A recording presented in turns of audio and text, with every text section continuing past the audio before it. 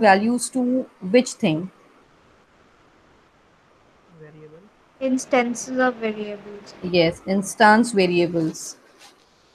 Okay, so to initialize the values to instance variables, we use constructors, and this constructor is called at what time?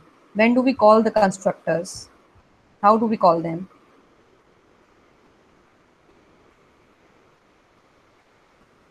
I have written a I'm at the constructor. Yes, Pranay? at the beginning of the program. I think before the main method. No. When do we call a constructor? Suppose I have written a constructor in my program. So when will that constructor be called? Ma'am, when you're creating the object of the object constructor. Yes, very good. At the time of creation of object, when we create the object of that class, then we write is equal to new operator, and after that we write the class name again. So that class name that we are writing again is actually we are calling the constructor. So there is only one way of calling a constructor, that is at the time of creation of object. Constructors look like methods only, but as we can call any method, we can invoke any method at any time, but that is not possible in case of constructor. We cannot call any constructor anytime. We have to create the object of the class, and when while creating the object of the class only we can call the constructor. Okay, can you tell me that what is the return type of a constructor? No return type. It has no return type. Only Pranay is answering. What about others? You people don't know that constructors do not have any return type, not even void. They do not have any return type. Okay, tell me, can we give any name to the constructor, or is there any special Only the rule class for it? name. Class name. Class name, yes. So constructor name should be always same as the class name. Okay. Then we have studied about one type of constructor, that the name of that constructor is default constructor. So what are default constructors and how are they created and when are they created? They are created while creating the object. Yes, they are created at the time of creation of object. But what is a default constructor? Have we defined a constructor in the class? Then it is being called at the time of object creation, or it is being Ma'am, automatically generated by the compiler? they are built-in constructors. We have not defined them in the program. Yes, we have not defined them in the program. If we don't define any constructor in the program, then by default, one constructor is created by Java compiler, and that constructor is called default constructor. And that default constructor will not contain any statement in it. There will be no statement present in that default constructor. Then the second type of constructor was non-parameterized constructor, and also we also call it non-parameterized. Default constructors are non-parameterized also because they do not contain any parameters in the brackets. Their arguments are always empty. So what is a non-parameterized constructor? If we say, what is a non-parameterized constructor?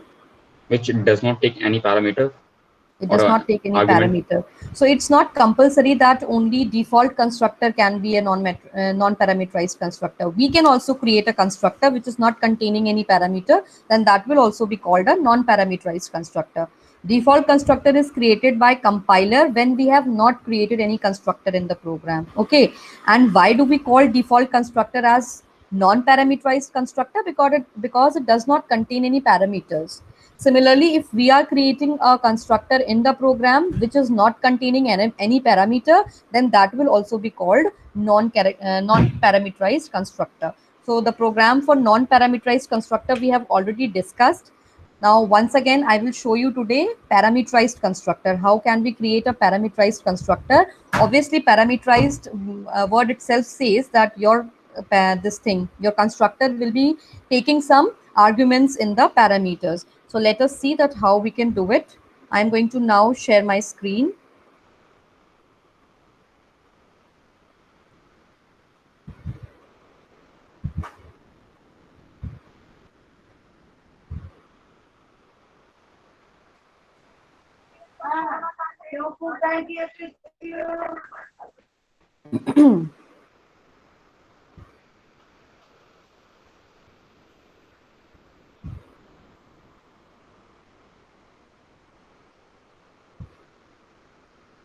Okay, so this is a parameterized constructor. Why this is a parameterized? This is a parameterized constructor. Why is it parameterized? Because it is having some arguments here in the bracket. There are two arguments which this constructor is taking, so that is why it is a parameterized constructor. As you can see that we have written public keyword, which is access specifier, and then we have written PQR. Why have we written PQR? Because the name of the class is also PQR. So at the time of defining the constructor, we have to keep in mind that the name of the class and the name of the constructor matches. And then we have two arguments here. And what we are doing, because constructors work is to initialize the values to the instance variables, and we have two variables. These are the two instance variables that we have in the class. Why are we calling them instance variables? Because they are the part of the class. They are the part of this class. So at the time of initializing their values, we can do it through constructor. We can write a is equal to x. Now, why are we writing a is equal to x? Because a is the class variable and I want to initialize x to it. So a is equal to x. Similarly, b is a class variable and we are assigning y to it. So now a is equal to x, b is equal to y. Our constructor is complete. Now coming to another method, we have also added one more method to this. This is a method. This is not a constructor. This is a method. Why it is a method? Because you can see that it is having a return type, that is void, and also the name of the method is not matching with the class name. So once it is not matching with the class name, we can understand that it is having a return type and the name is different. So it is a method. It is not a constructor. Then after this, it is calculating the sum of A and B and it is printing the value of C. So you can see over here that we have added the values of A and B first. Then we have written main method and then we have written the constructor. So the order of all these things can be any. You can write main method first and then add one and then PQR, or you can write constructor first, then add one and then main method. The order of writing these all methods can be any, but always your execution starts from the main method, as we know. So the compiler will search for the main method and from here the execution will start. Now the first line of the main method says that we are creating the object of PQR class and the name of the object is X. So when the name of the object is X over here, and we are also passing two arguments to the constructor, that is 3 and 10, that means that this A will now contain 3 and this B will now contain 10. So A is equal to 3 and B is equal to 10 has been initialized by this statement. The object has been created and as well as the class variables, the instance variables have been initialized their values. Now in the second statement, we are trying to call add one method. This is add one method and we are trying to call this method using the dot operator and the object name. So object name is X dot and then the method name add one. So from here the compiler will go to add one method. Over here it will come. It will calculate the value of C. C is equal to A plus B. Now A is containing 10 and B is containing, sorry, A is containing 3 and B is containing 10. So 3 plus 10, that is 13, will be saved, will be stored in C variable, and then in the next line it will be printed on the screen. That means 13 will get printed on the screen. After printing 13, the compiler will go back to the main method line, and from here this line will get executed, and this line is again creating the object of PQR class. Now this time the name of the object is Y and the parameters are 3 and 7. That means A will be equal to 3.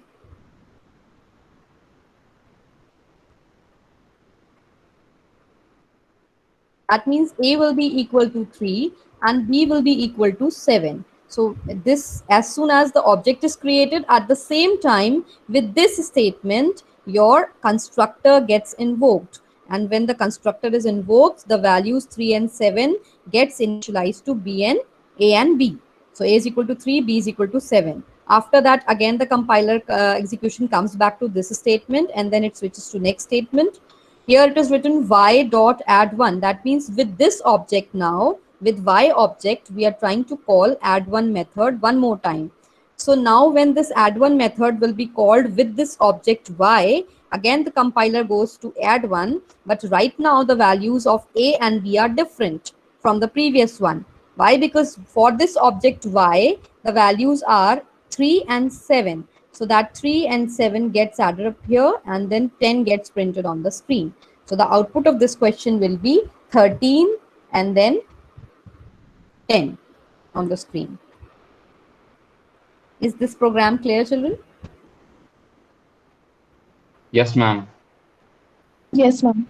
Okay, so this is a parameterized constructor. Yes, if we just go and try to run this one. So here we get the two options. As I've used the static keyword, so I'm getting two options. Earlier I was not getting it. So now if I just click on void main here, so it will give me the output directly. It will just give the output 13 and 10 on the screen.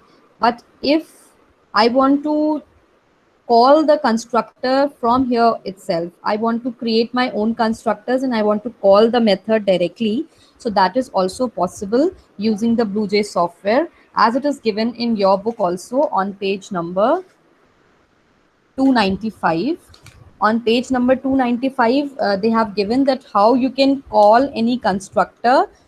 You can invoke the constructors using BlueJ software also. So as we know that the constructors are called at the time of creating the object. So with this statement, with the first statement, we can create the object. So if I click on this, it will ask me for the values of x and y. So why is it asking for x and y? Because we are creating a new object of this class PQR, and with this class we have a constructor also. So if it is if there is a constructor defined with it, we'll have to give the values because it is a parameterized constructor. So while creating the object, first of all you will have to give the values here. So if I give the value, suppose 12 and 13, and then now these 12 and 13 values will get initialized to the variables a and b. Now from here, if I directly call this add one method, if I call this add one method from here, so I get the answer as 25. Why 25? Because I have given the input as 12 and 13. So that 12 got initialized to a variable and 13 got initialized to b variable. And after that, c is equal to a plus b was calculated and it has got printed on the screen. So we have 25. Similarly, we can create n number of objects right here. We can create n number of objects. I want a second object also to be created. So as soon as I create the second object, it will again ask me for the parameter. I can give any parameter, suppose 34 and 56. And after that, I click on OK button. So this 34 and 56, which I passed to the constructor, that will get initialized to the class variables a and b. So a will have 34, b will have 56. And now after that, when we try to invoke this add one method, so it will give the output 34 plus 26. Okay, so this way you can also create the objects through BlueJ, and you can invoke the constructors through BlueJ software also. So this is the second method. The first method is using the program. In the program itself, you are creating the object. In the main method, you are creating the object here. So that ways you are initializing the values within the program. But if you want to give these values of the constructors during the execution time, during the run time, then that is possible through BlueJ software. You can just right click on the class and you can create the object, and at the time of creation of objects, it will automatically ask for the parameterized constructors value, and you'll have to pass the parameters and the values will get initialized to the variables, and then you can call the appropriate method for the execution. So that is there. This is the second method of calling the constructor through BlueJ. Although this is just for the practical purpose, in your exam, if the question comes, you will have to do parameterized constructor using the program method, program way only, because this BlueJ software one you cannot show in the copy. So you will have to use the main method one, where you in the main method only you will create the object of the class and then you will initialize the values then and there. So that is the only way here for the programs. Now coming to the next topic on page number 297, we have constructor overloading. Like we had method overloading. What was method overloading? Can anyone tell me what is method overloading? Creating multiple methods by the same name but with different parameters. Very good, Pranay. Creating different methods having the same name. So name will be same and their parameters will differ. That was method overloading. Similarly, constructor overloading is there where we have the same constructor name. As we know that constructors all will have the same name, that is a class name. So we are creating multiple constructors having same name but their arguments are differing. That is called constructor overloading. So let us see one example of constructor overloading as well in the same question. So I'm going to create, this is one of my constructor which is already there in the program. Now if I want to add few more constructors to this, suppose public and then PQR. Now I have this constructor PQR which is not having any arguments in it. As you can see, it is empty. It is not having any arguments in it. So now I can initialize the values here. Suppose A is equal to 9 and B is equal to 14. So this is one of the constructor which is not having any parameter. So this constructor will be called as non-parameterized constructor. So we have this constructor. Then I have another constructor public PQR, and here it is written int x. We have just one parameter here, just one parameter is there, and this parameter I am going to initialize to x variable, and to b variable I am just giving the value myself, that is 50. Then I create one more constructor public PQR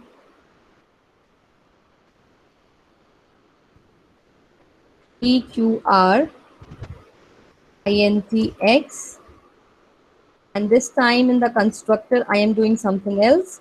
I am writing a is equal to 13 and b is equal to x. So these are my four constructors which I have, and they will be same. No, this can't be there. So we have three constructors here. One constructor is having two integer type parameters.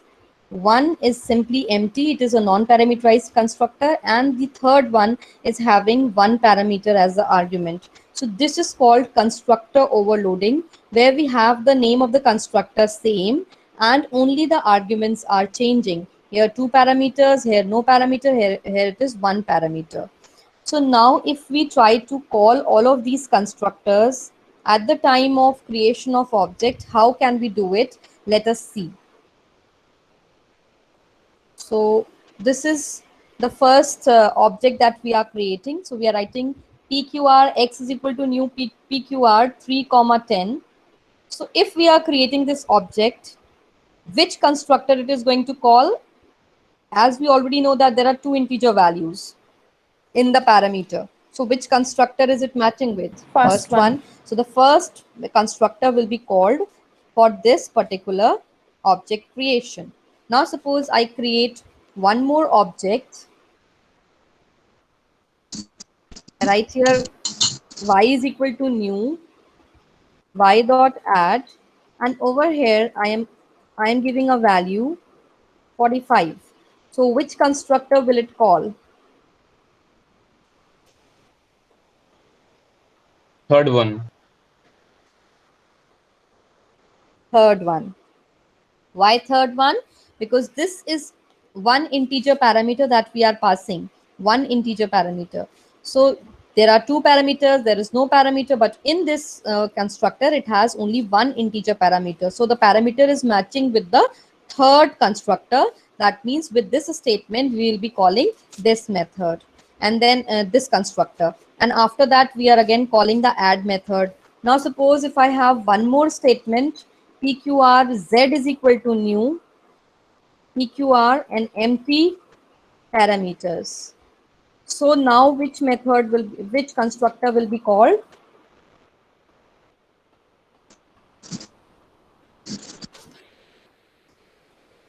Second one. Second one will be called.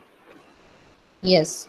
So this way, if we can call multiple constructors to see. Now, when the first constructor will be called, then what will get printed on the screen with this add one method? What will get printed on the screen?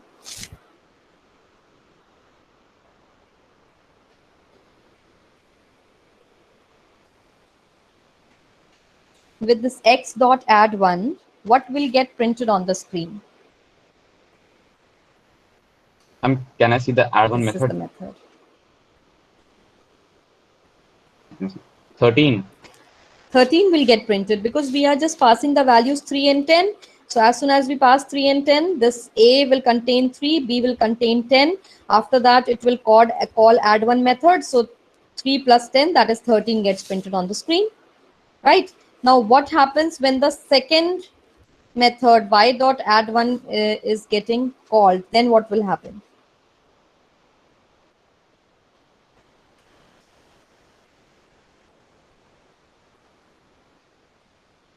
What will get printed by y dot add one method? What is the initial value of A 95. that we have initialized? Everything is right in front of you. See, this is 45 that we are passing. So which constructor will be called? Ma'am, 95. Yes, Gauri, you are right. So 40 with 45, this constructor will be called. A will be initialized x. Now what is x? X is 45. That means A will have 45 and B is having 50. So 45 plus 50 is how much? 95. So that will get displayed on the screen. And now we have the last one. What will get printed on the screen? 23. 23.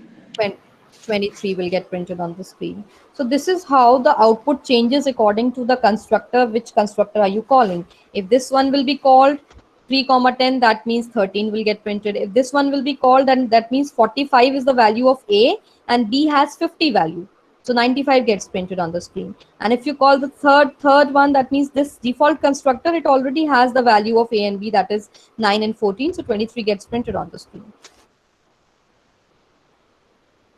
So you please clear your doubts in this particular program because it has all the concepts of a constructor that we have done up till now. It is having one parameterized constructor, one non-parameterized constructor also. Constructor overloading is also there in the program. We have a method also, and we are calling them also in the main method. So every concept of constructor is there in this program.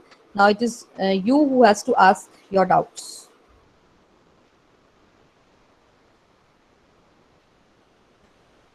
So please clear your doubts in this question.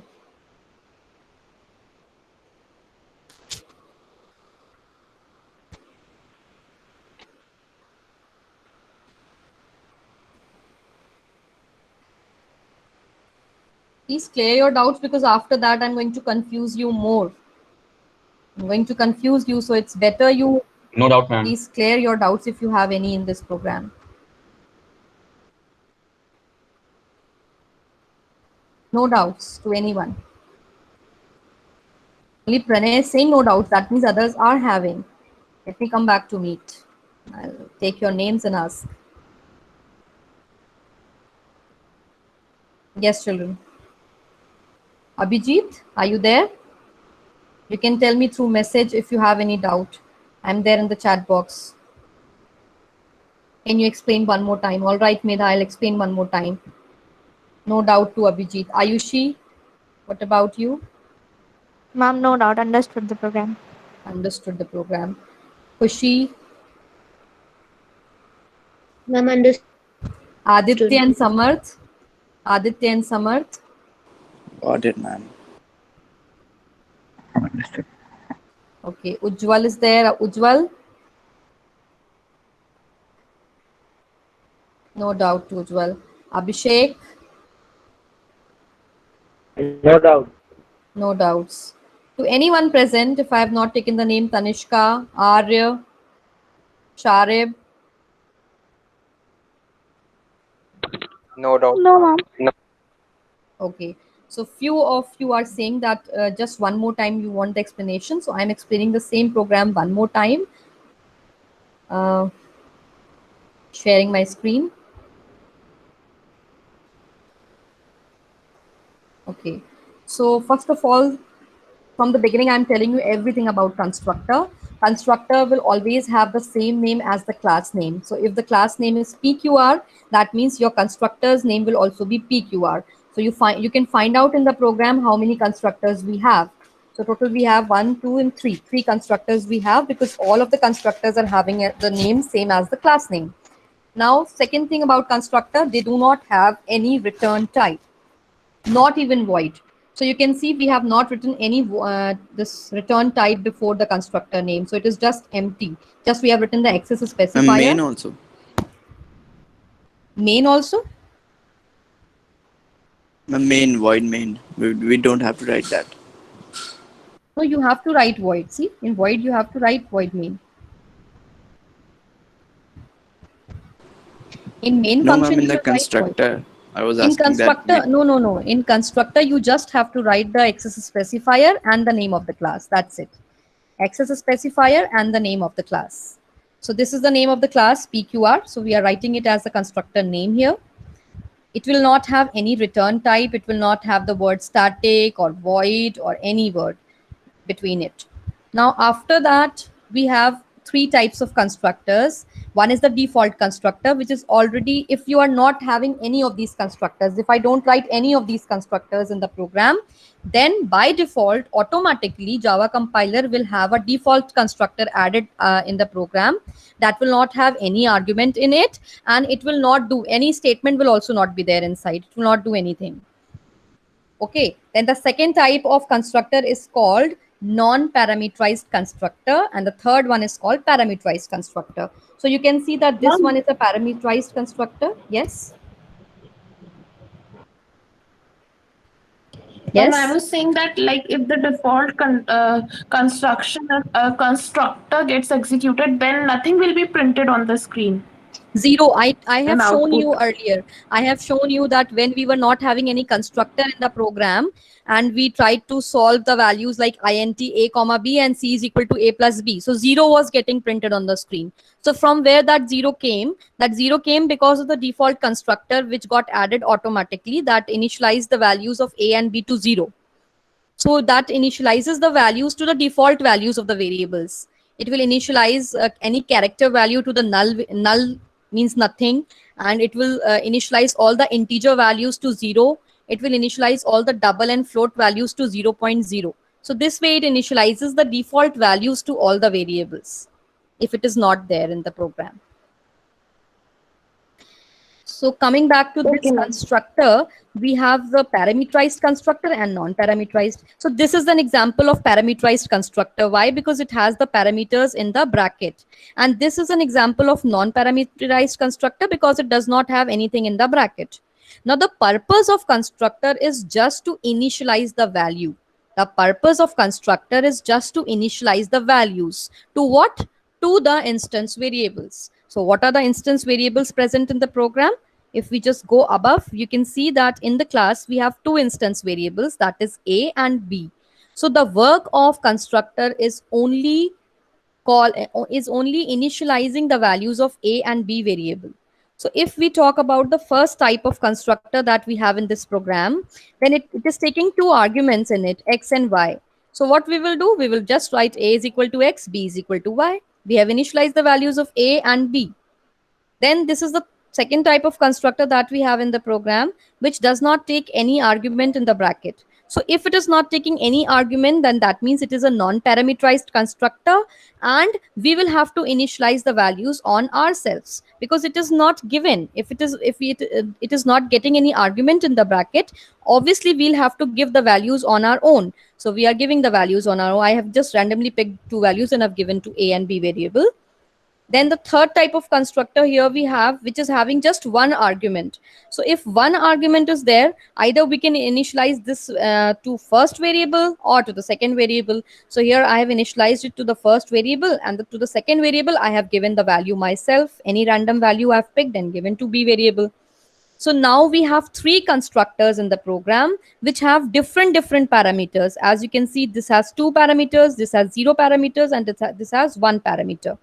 So every parameter is different in all the three constructor. That is why this is called constructor overloading. Constructor overloading means having same name but different arguments. So they all have same name but their arguments are different. Now coming back to the calling time. How do we call them? So the constructor is always called at the time of creation of object.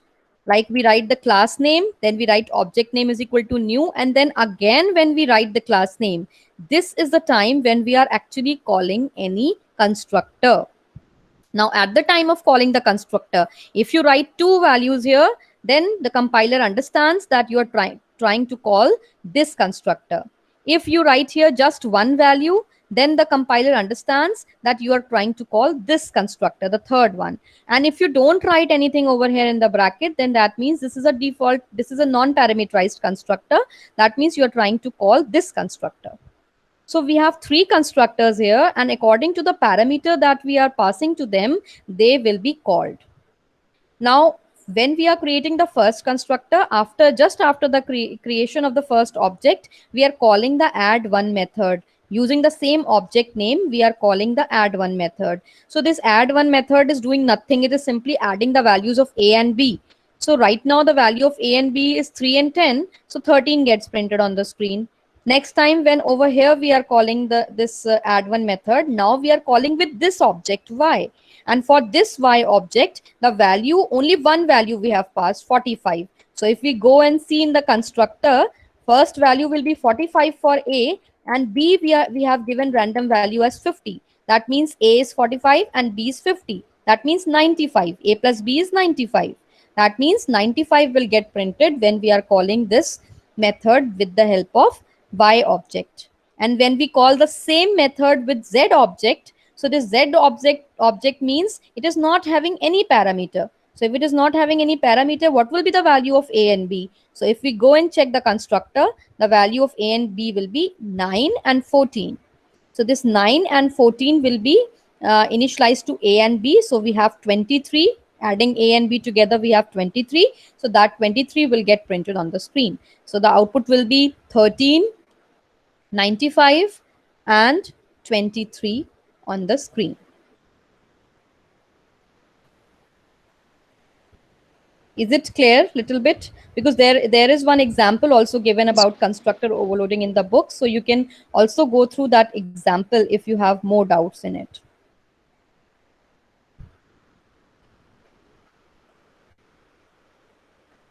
See, 13, 95 and 23 gets printed on the screen.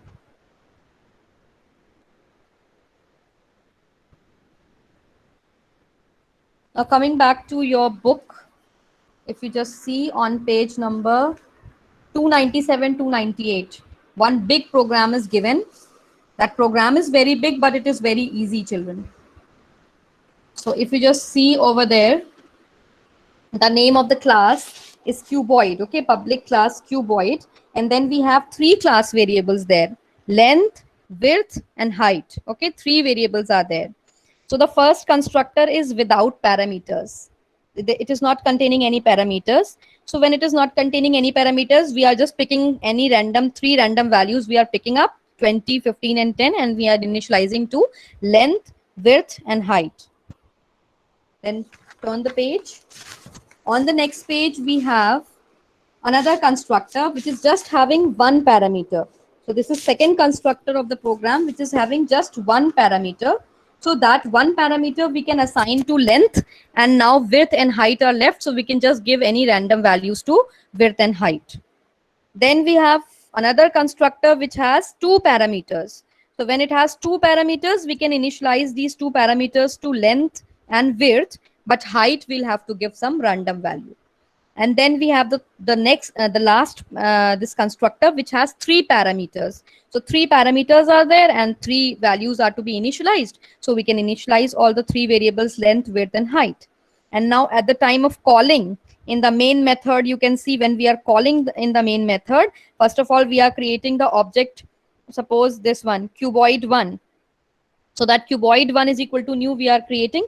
At that time we are not passing any value to the constructor. So when we are not passing any value, so the constructor having no argument, that first one, that will get invoked over here. Then second time when we are creating cuboid 2 object, then we are just passing 50. That means the constructor that is having just one argument will be called. Then next time we are cuboid 3 we are creating on page number 299. Cuboid 3 we are creating object. So that time we are passing two values, 102 and 40. So these values, then the constructor having two arguments, that one will be called. And last time we are calling with three parameters, 46, 30 and 14. So the last constructor will be invoked and it will have the values of length, width and height as 46, 30 and 14 respectively. And after creating each object, we are also calling the volume method. So this volume method is what? It is simply calculating the volume by multiplying length, width and height and then printing the values on the screen. So each time we will be calling the volume method for the values, different volumes will get printed on the screen. So this program you can try on your own, on your computers. You can do it on your own without seeing from the book. And you will get to understand that how this constructor overloading works. If you do this program, children, then your constructor concept will be clear. Just try it one time on your own.